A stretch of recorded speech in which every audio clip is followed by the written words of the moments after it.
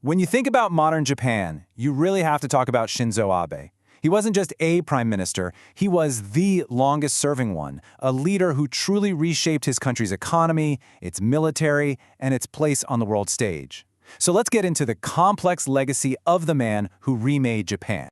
Here's the thing about Abe. You've got one side that sees him as this incredible visionary who brought strength and pride back to Japan.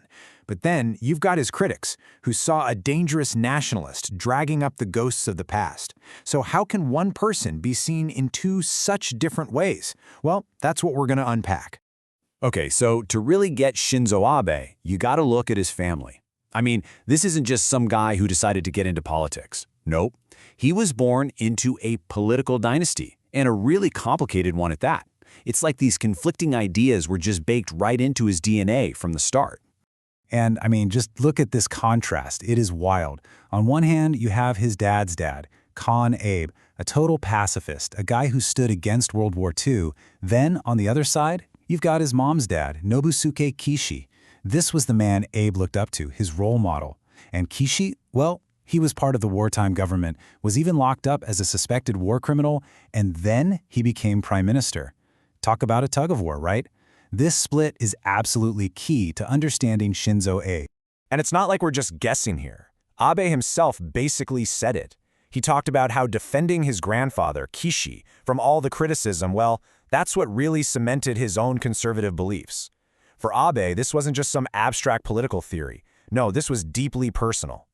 So, with that family history in his back pocket, he makes a run for the top job. And his rise was incredibly fast. I mean, meteoric. But his first time in the prime minister's seat, it was, well, a bit of a disaster, over almost as soon as it began. So picture this, it's 2006. Abe is only 52 years old, which makes him Japan's youngest prime minister since the war. And he doesn't waste any time.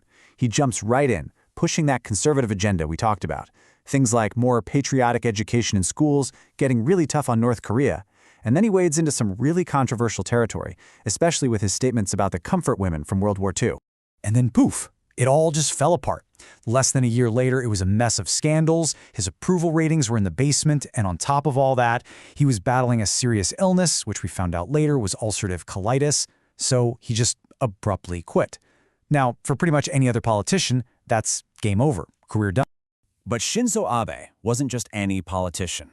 5 years go by, and believe it or not, he pulls off this incredible comeback. He's back in power in 2012, and this time he has a massive, audacious plan to kickstart Japan's dead-in-the-water economy. And it had a catchy name, Abenomics. Now, to get what Abenomics was all about, you have to remember what Japan's economy was like back then. For 20 years, 2 whole decades, the country was trapped in what's called deflation.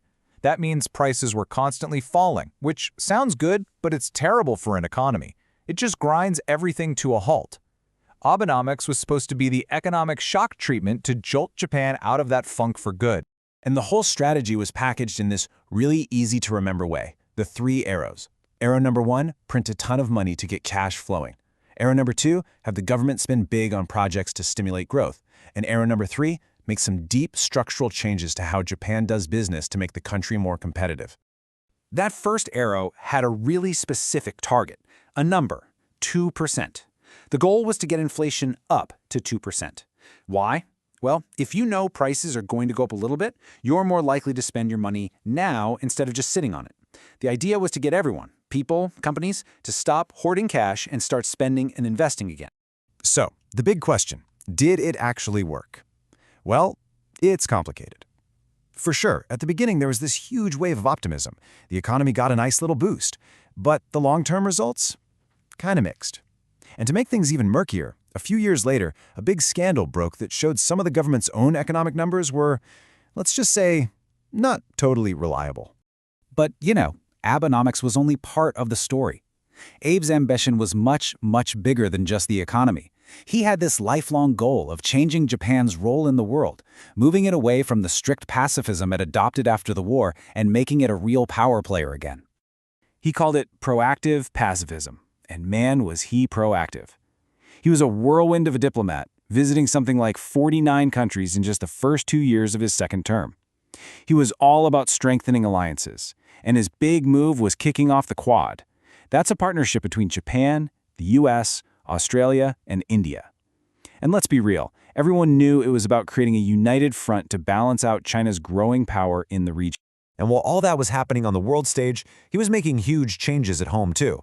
He set up Japan's first ever National Security Council, and then he made his boldest and by far most controversial move. He pushed through a reinterpretation of Japan's constitution. The big change? It allowed for something called collective self-defense. What that means, in simple terms, is that for the first time since World War II, Japanese soldiers could go and fight to help an ally. A massive, massive shift. So, you can imagine this push for a stronger, more muscular Japan, plus his pretty controversial takes on history, it made Abe a really polarizing guy, not just in Japan, but all across Asia. Yeah, that history thing was a really big deal. A lot of people, especially critics, called it revisionism, like he was trying to rewrite the past. His perspective on what Japan did during the war was a constant source of friction, especially with South Korea and China, countries that had, suffered a lot under Japanese occupation. And it wasn't just one thing, there were a whole bunch of flashpoints. He had ties to a very powerful ultranationalist group. He made these visits to the Yasukuni Shrine, which is super controversial because it honors convicted war criminals. He kept questioning the historical accounts of the comfort women, and on top of all that, there were these nagging favoritism scandals that just wouldn't go away. So, at the end of the day, you're left with these two totally opposite pictures of Shinzo Abe. On one side, his fans see him as a hero, a patriot who made Japan strong and respected again, who cleverly built up alliances to deal with China. But on the other side, his critics see a dangerous nationalist who chipped away at Japan's peaceful identity, wrecked relationships with his neighbors, and just made the whole region more tense. Then, in 2020, it was like déjà vu. That same chronic illness came back, and he had to resign again. And just like that, his historic, record-setting time as prime minister was over. And then, something no one could have ever predicted. Less than 2 years after he stepped down, on July 8, 2022, Shinzo Abe was assassinated while out giving a campaign speech. The news was just unbelievable. It sent a shockwave not just through Japan but around the entire world. Which brings us to a final, pretty heavy question.